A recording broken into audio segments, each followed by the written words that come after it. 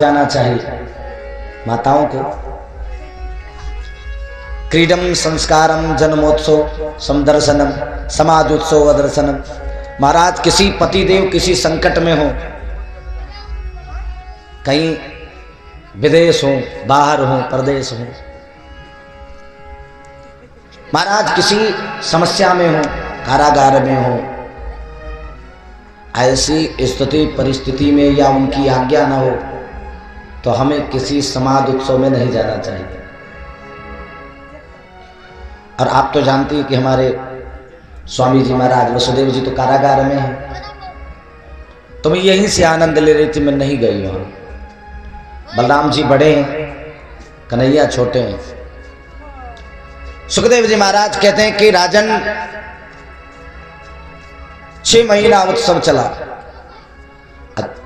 6वें दिन पूतना आई और 6वें महीने महाराज तृणावर्त आ गया। तृणावर्त कहते हैं तिनके के ढेर को। तृणावर्त आया तो एक बवंडल बनकर आया। यह आपको गर्मी के मौसम में अक्सर देखने को मिलते हैं और राजस्थान जैसे जगहों पर तो बहुत ज्यादा देखने को मिलते हैं, क्योंकि रेत है वहां, पेड़ दूर दूर तक नहीं है। तो जब बवंडल आता है तो बड़े बेग से पूरा जो है ऊपर की तरफ उड़ा के तृणावर्त इसी भेष में आया। अब मेरे गोविंद को उड़ा ले जाने का प्रयास किया महाराज। गोविंद को तृणावर्त जब ऊपर ले गया तो भगवान ने कहा कि तृणावर्त का कल्याण यही कर देना है मुझे, क्योंकि वहां लोगों के बीच में तो कर नहीं सकते। तो तृणावर्त का कल्याण भगवान ने ऊपर ही कर दिया। तृणावर्त जब गिरा तो उसके ऊपर मेरे गोविंद उसके वक्षस्थल पर विराजमान है। अब लोग जैसे पूतना को मारने के लिए लाठी डंडा लेके दौड़े, ऐसे तृणावर्त के लिए भी दौड़े। डंडी डंडे से महाराज पिटाई कर रहे हैं। सबने कहा हमने मारा, हमने मारा। भगवान मुस्कुराते हैं, भैया कोई बात नहीं। सब अपने अपने लाठी का गुणगान करते हैं, हमारी लाठी से मारा। 6 महीना व्यतीत हो गए। महाराज नंद बाबा आज छोटे राजा थे, तो कर छोटे राजा भी बड़े राजाओं को कर देते थे। तो नंद बाबा भी आज सारी व्यवस्था घी मक्खन इत्यादि अपनी गाड़ी बैलगाड़ी में रख करके जा रहे कंस को कर देने। लेके गए, जो वार्षिक कर दिया जाता था लेके गए, उसको दिया। और वहीं पर वसुदेव जी से मिले। वसुदेव जी ने नंद बाबा से उनके लल्ला का हाल जाना। अब नंद बाबा वसुदेव जी से कह रहे हैं, महाराज मुझे बड़ा दुख हुआ सुन करके कि आपके 6 बालकों की हत्या कर दी कंस ने। 7वां आपका नष्ट हो गया और 8वें में आपको एक पुत्री हुई, वो भी मैंने सुना कि वो आकाश में चली गई। वसुदेव जी मन ही मन में मुस्कुरा रहे हैं और कह रहे हैं कि जिस लल्ला का लालन पालन आप कर रहे हैं वो आपका नहीं मेरा है, लेकिन इस समय मैं कुछ कह नहीं सकता। अब उनके लल्ले का हालचाल नंद बाबा ने कहा, नहीं नहीं मेरे लल्ले पर क्या होगा, अरे एक दिन तो पूतना आ गई थी, बीच में तृणावर्त आ गया। वसुदेव जी कहते हैं संभाल के रखना अपने लल्ला को। नंद बाबा मिले वसुदेव जी से, वापस आए। महाराज गर्गाचार्य जी आज नंद बाबा के महल पधारे हैं, क्योंकि बालकों का नामकरण 6 महीने 1 वर्ष में हो जाना चाहिए। गर्गाचार्य जी आए तो सोचा कि इतने उत्सव हमने किए, उस उत्सव में महाराज कभी पूतना कभी तृणावर्त आता है, तो अब हम जो भी उत्सव करेंगे वो महाराज सबके जानकारी में नहीं करेंगे। फिर बोले अब की बार लल्ला का नामकरण करेंगे तो हम लोग गौशाले में बैठकर एकांत में करेंगे, जहाँ पर महाराज गर्गाचार्य जी होंगे, आचार्य जी, और माँ यशोदा, माता रोहिणी और नंद बाबा होंगे। गर्गाचार्य जी पधारे हैं। वाक्ष इत्वा स्वस्तयनम जात कर्मातमजस्य वह कारमा सविधवत पितृदेवर्चनम तथा। महाराज गर्गाचार्य जी आए हैं, गौशाले में आसन लगा है। माँ यशोदा, माता रोहिणी, नंद बाबा विराजमान है, गर्गाचार्य जी महाराज आसन पर विराजमान है। लेकिन दोनों माताओं ने आज सोचा कि आज एक काम करते हैं, दोनों लोग लल्ला बदल लेते हैं। आपकी गोदी में बलराम जी होंगे, हमारी गोदी में कन्हैया होंगे, और मैं देखूं कि जो गर्गाचार्य जी नामकरण करने आए हैं ये जान पाते हैं कि नहीं कौन लल्ला बड़ा और कौन छोटा है। गर्गाचार्य जी की समझो एक तरह से परीक्षण कर रही है माताएं। अब गर्गाचार्य जी महाराज ध्यान लगा के बैठे, हाँ बाबा अब बताइए आप मेरा कौन सा बेटा बड़ा है, उसका नामकरण करिए। बाबा ध्यान लगाए, समझ गए माताओं की। महाराज मती को मुस्कुराए, मुस्कुराते हुए कह रहे मैया नित्यमाच्युत पदाम भुज युग्म रुक्मम व्यामोहतस्तदितरा दितरा जमीने। महाराज मैं क्या वर्णन करूं इनका। ये जो आपकी गोद में मां यशोदा की तरफ इशारा करके कह रहे हैं, आपकी गोद में जो विराजमान है ना, मैं इनका नामकरण क्या करूं। सारी पृथ्वी महाराज सारा जग जिन पर टिका है, ऐसे भगवान के साथ नित्य निवास करने वाले लक्ष्मण धाम राम प्रिय सकल जगत आधार साक्षात शेष अवतार महाराज बलराम जी पधारे हैं।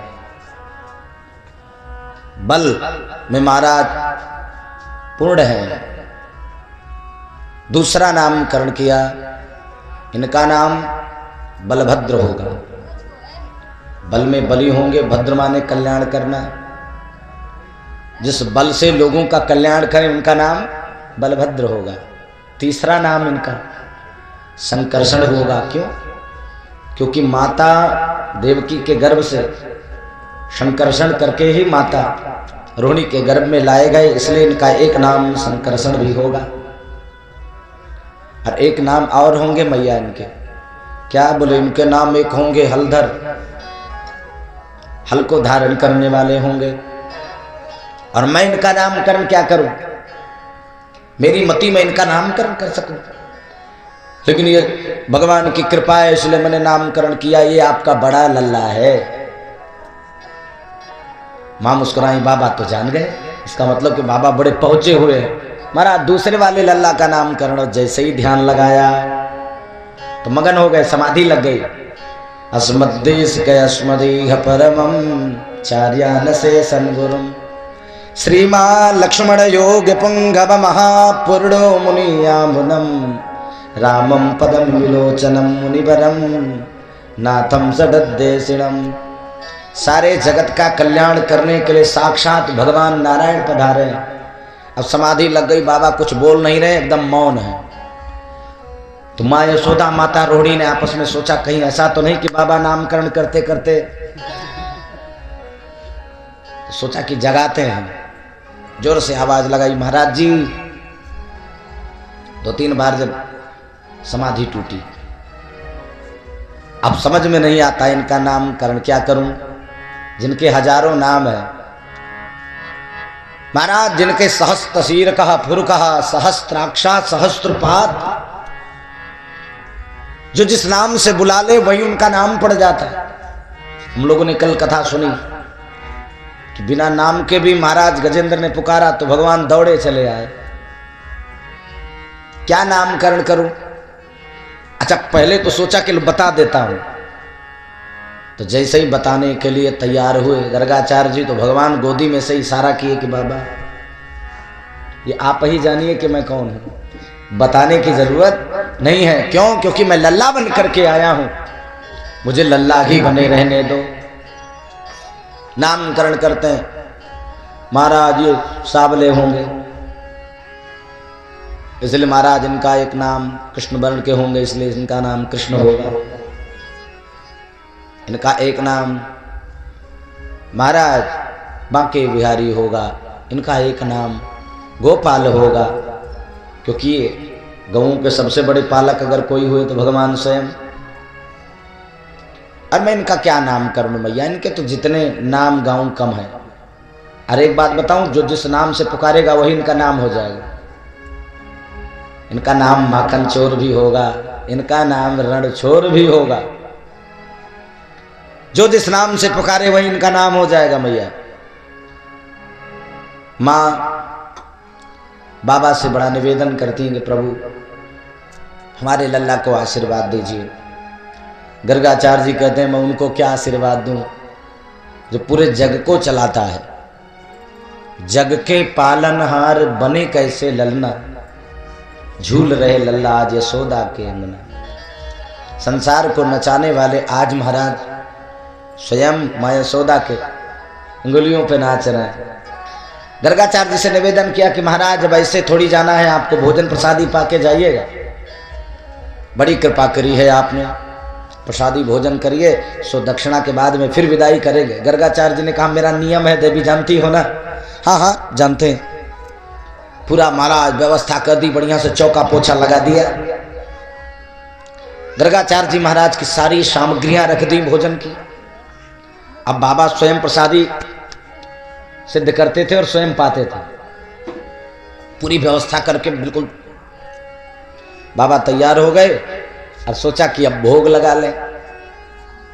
जैसे ही भोग लगाया, प्रेम से जैसे ही भगवान को बुलाया, तो जब भक्त भगवान को प्रेम से बुलाता है तो वो ठहर सकते हैं ज्यादा देर? नहीं, महाराज आ गए।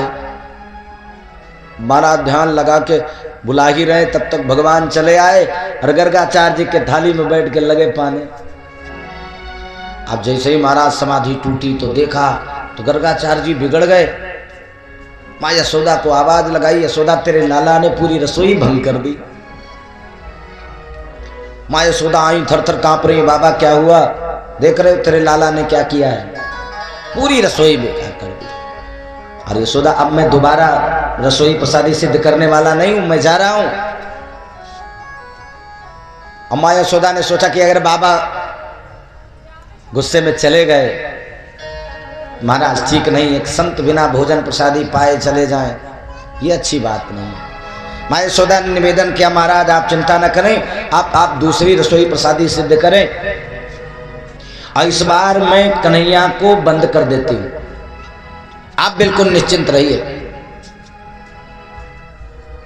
और इस बार दोबारा निवेदन करने पर महाराज गर्गाचार्य जी रुके, दूसरी बार फिर से रसोई प्रसादी सिद्ध करी और दूसरी बार मां यशोदा ने कन्हैया को बंद कर दिया, कमरे में बंद कर दिया।